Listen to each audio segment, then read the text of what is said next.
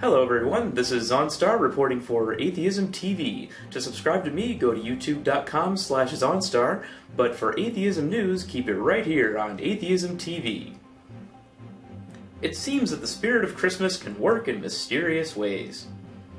If we are to believe a police report from Southington, Connecticut, it seems that the spirit of Christmas can sometimes lead to crime and violence. On the 27th of November, Ruth Wagner, 55, stole several items at a Christmas fair and even used a seashell ornament to stab another woman.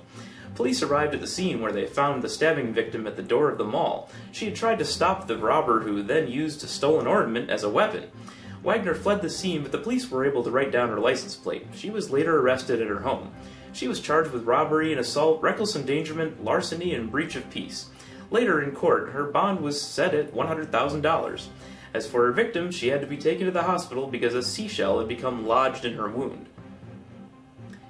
More dead fish in Florida this time, and yet more talks of end times.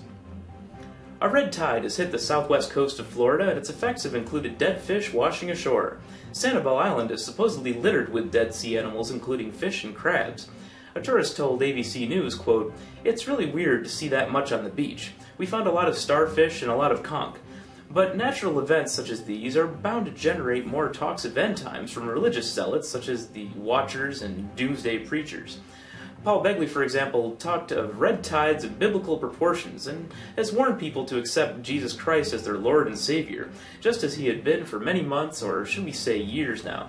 But in spite of all his past false predictions, he sees parallels between the Florida incident and the Hosea prophecy, as well as the descriptions found in Revelations 8 and Revelation 16. He went as far as to say that the churches of the world are asleep and not paying attention to the signs sent by God. A miracle cross is found inside a California tree.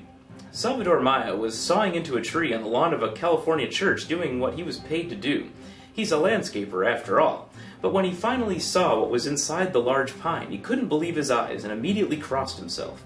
Then he yelled at his boss, "Look at this, it's a cross, something sacred." The cross was formed within the rings of the tree. His employer, Jim Rance, told a local TV station, "It's like, I guess, divine intervention, something like that." It didn't take long for the news to reach the media, and in no time at all the Los Angeles Times was on the scene. Then it was the turn of TV stations and newspapers from as far as Tijuana, Mexico. Radio stations from Texas and North Carolina also covered the story. Phil Core, pastor where the cross was found, said on the following Sunday that he would display the log. A Louisiana Bible school teacher is charged for having a sexual relationship with a 13-year-old boy. A Bible school teacher in Louisiana has been charged with sexual battery of a 13-year-old boy. Heather Dodrill, 28, of Westlake, Louisiana, allegedly had a sexual relationship with a 13-year-old boy from June until October, during which time she picked the boy up from school without his parents' permission on several occasions, then took him to her home where she had sexual relations with him. She had met the boy at a Bible school camp last summer where she was a teacher. Dodrill is facing charges of sexual battery, second-degree kidnapping, contributing to the delinquency of a minor, and indecent behavior with a juvenile. If convicted, she could serve up to 5 years in jail. Dodrill is currently being held at Beauregard Parish for $200,000 bond.